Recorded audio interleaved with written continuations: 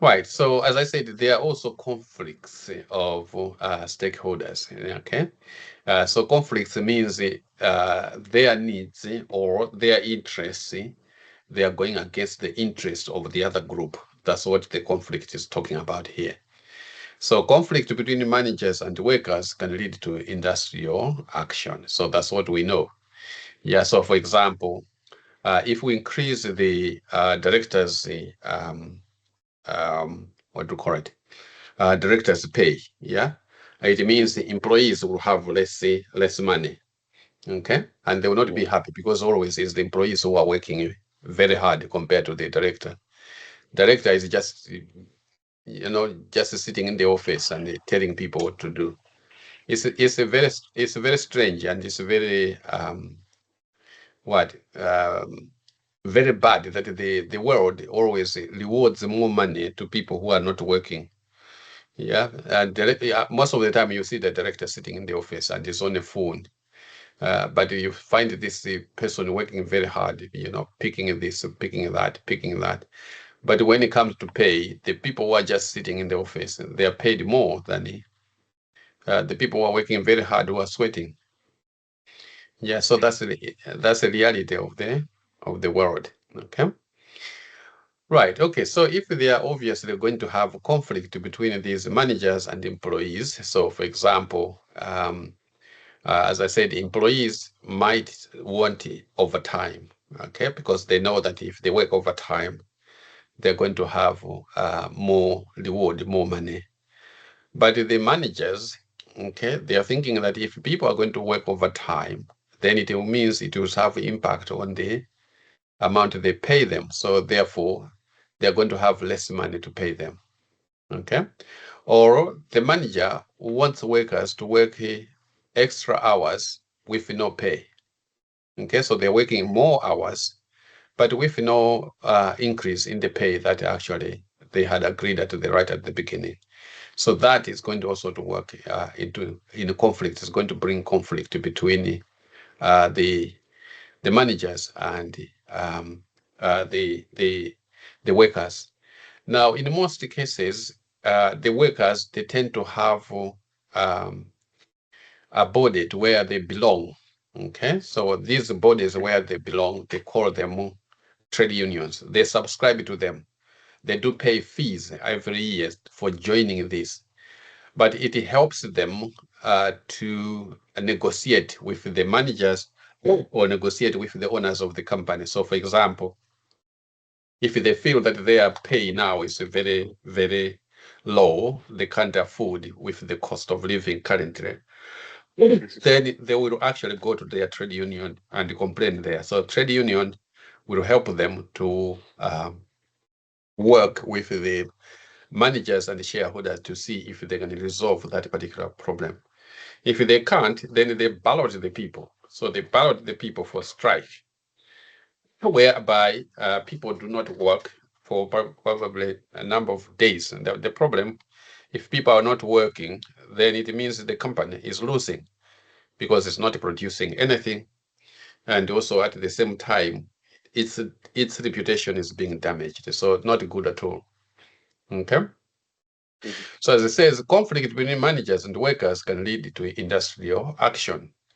Some workers are members of trade unions, which negotiate with employers over pay and also conditions, and may actually organize a strike. So, if a strike can be avoided as much as possible, yeah, it's much, much more useful because these strikes they damage reputation of the business or the company because you don't want to go there to get employed by a company which time and again there are strikes. Yeah. So as a result, that company cannot get best people on the job market because people are afraid that if I go there, the only thing I will be doing in the next couple of weeks is actually striking. They would prefer a company which obviously is considerate and understand how people work and also understand the needs of the people who are the employees. So industrial action is bad, okay, because it can stop production, as I've said. let down customers because obviously customers will not be able to get the products or services they deserve, and also they lose the business money, yeah, because Mhm. obviously they're not going to sell anything. Now, normally is the pure poor communication between internal stakeholders, which can actually lead to reduced morale and loss in productivity or competitiveness. And that's all what is there is a failure to understand each other, failure to communicate, failure to understand the problems or the changes in the living conditions of the employees. Because by the time the employees are complaining, it means they have tried very hard, especially when they go on strike.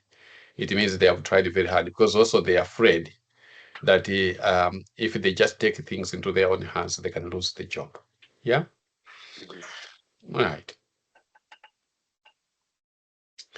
Right. Okay. So what about the business to grow? Okay. Is that important? Yes, it's important, but also it works as a threat to managers. I think I've explained this right at the beginning. Yeah. So if you have GCSE or you have on the A levels, yeah, and then they have appointed you as a manager, don't make a lot of money and then you invest and start growing the business because you're going to lose the job.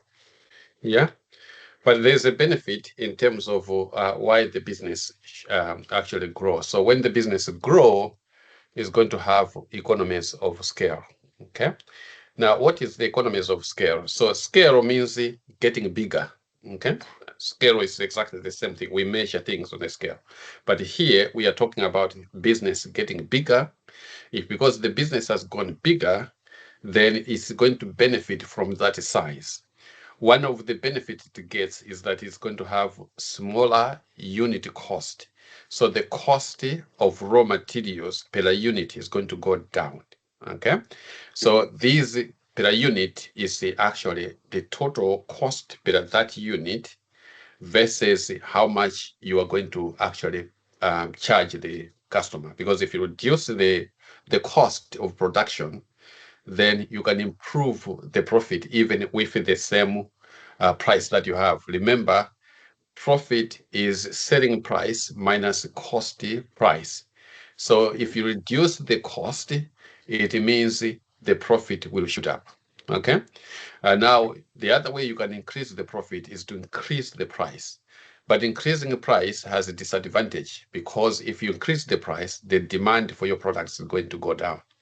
Yeah, so you may not sell enough to make enough profit to break even. Again, these words, as we go along, you will be able to understand them. I'll explain.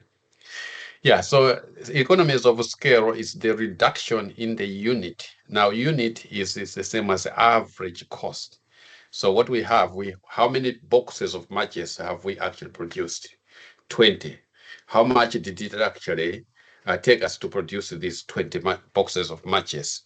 10 pounds. So therefore, the unit cost is going to be 20 divided by 10. So therefore, it's going to be £2 per box. That's the unit cost. Okay. Mhm. Yeah. So can you see, I'm looking at the average. Now, this unit cost is important because when we sell the product, we sell per box. So how much am I going to charge this box? It is all going to help me. How much should I sell? So you can see if I want to make 50% profit, then I need to sell, okay, more than £2.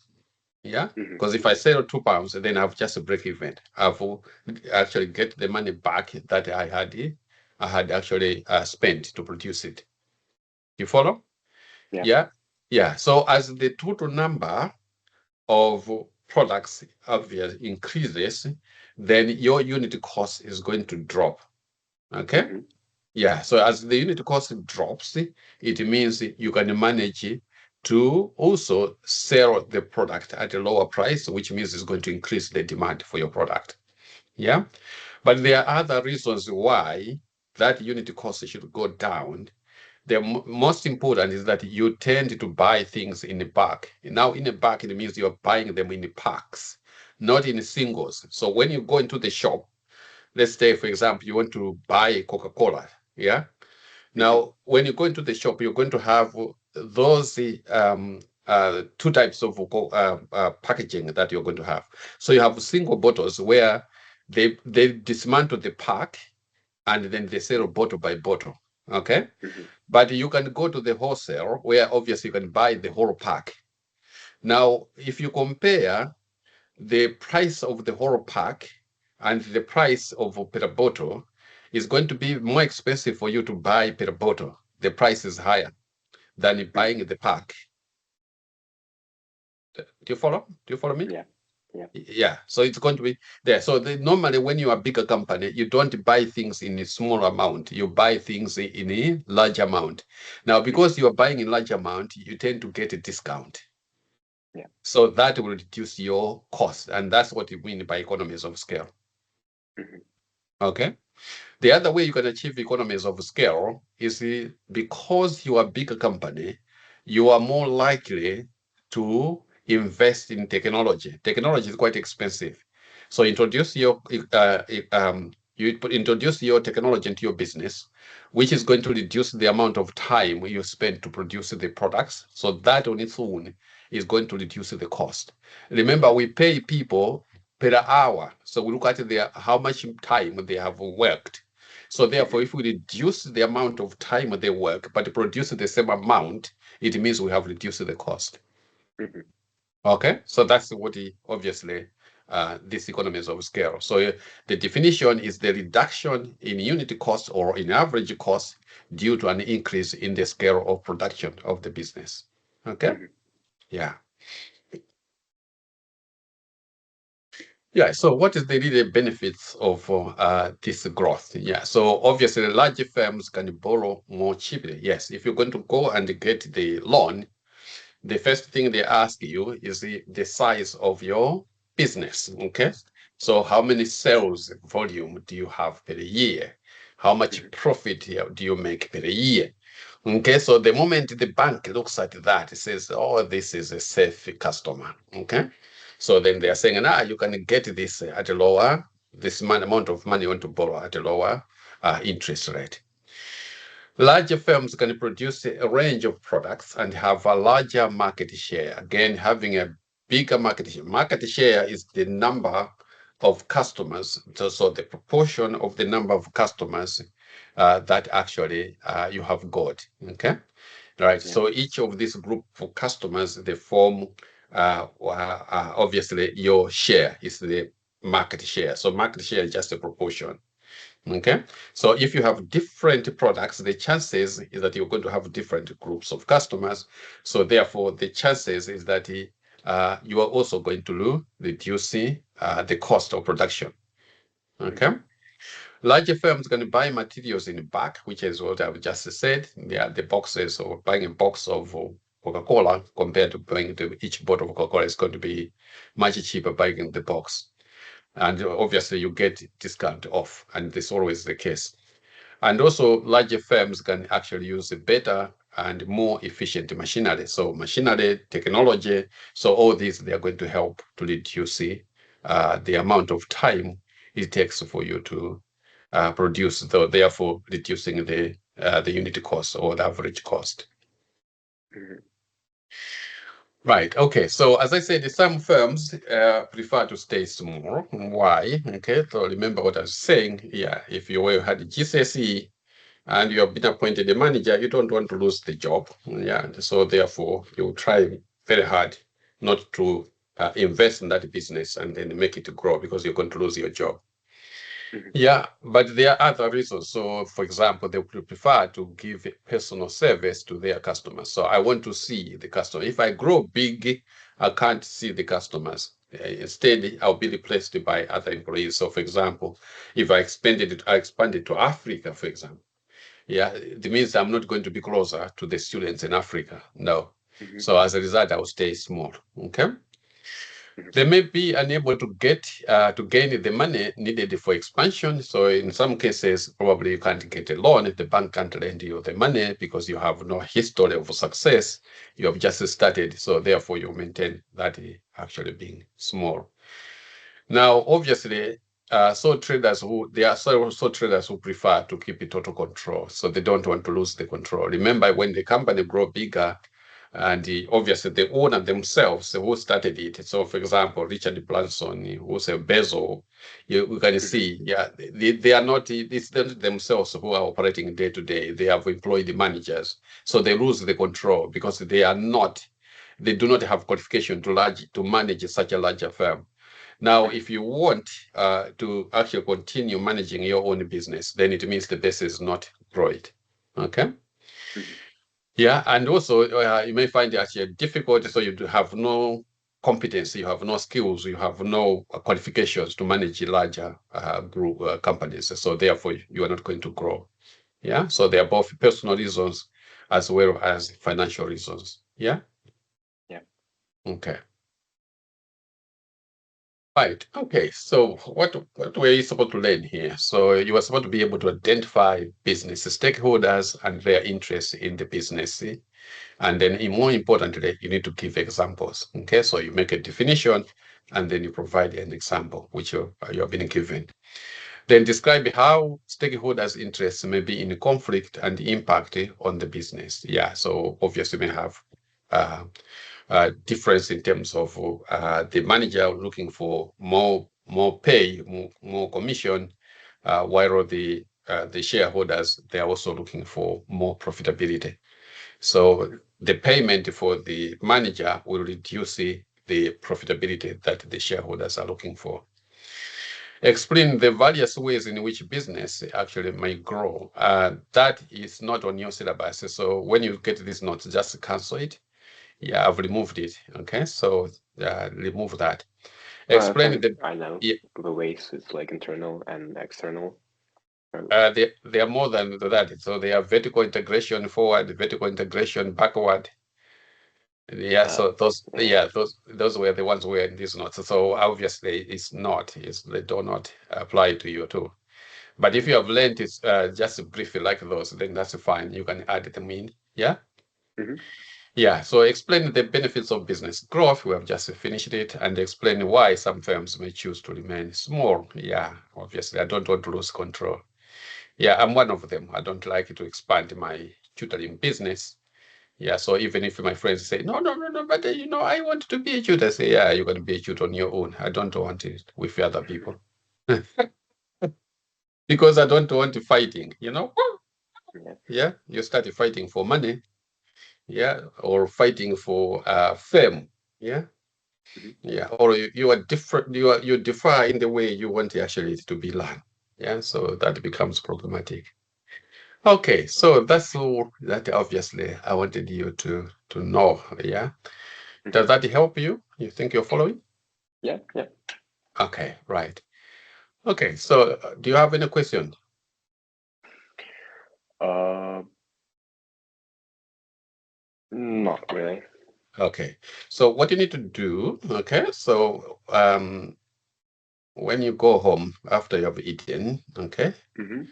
um, sit down and then try to see if there are specific topics. Yeah, otherwise I'll focus on the past paper exam questions.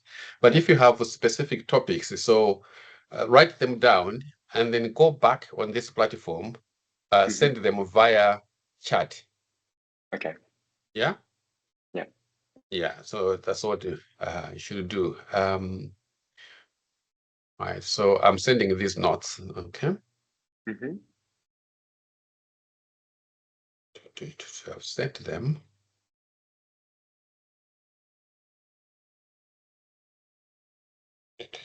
Check that they have reached you. Yep. Okay, right. So I'm sending you past question paper for June 2023. Mm-hmm. So do only multiple choice, okay, and Okay. then send me the answers before the next session. Lesson. Yeah. Okay. Okay, I've just sent it as well. Mm-hmm. Oh, I have a question. Mhm. So, there's like 1.7 questions. Should I do them? You It's can like do two them if marks. you have time. Yeah, do them and send them to me. I'll mark them. No worry. Okay. Because, oh, I forgot. Because you have a lot of time between now and to the time we meet again. because it will be after Easter. So because I'm away on Easter. Yeah. Yeah. So do as many as you can. That's fine. And Mm-hmm. then send me, so email me the answers. Make sure you send a Word document. Mm-hmm. Yeah, don't send me PDF because I can't write on it. Okay. Okay. Yeah. All right. So if you don't have any question, then I leave you alone. Yeah, you enjoy your Easter. Okay. Mhm. Thank you. You too. I'll meet you after Easter. But don't forget, if you have specific topics to say, no, this I'm not Mm-hmm. happy, I don't understand, I can't follow, then obviously put them in the chat. I'll pick them up despite the fact that I'm away. I'll be checking my teams to see what is there. Okay. Okay. Yeah. All right. You take care. Thank you. You too. Okay. Bye for now. Bye. See you.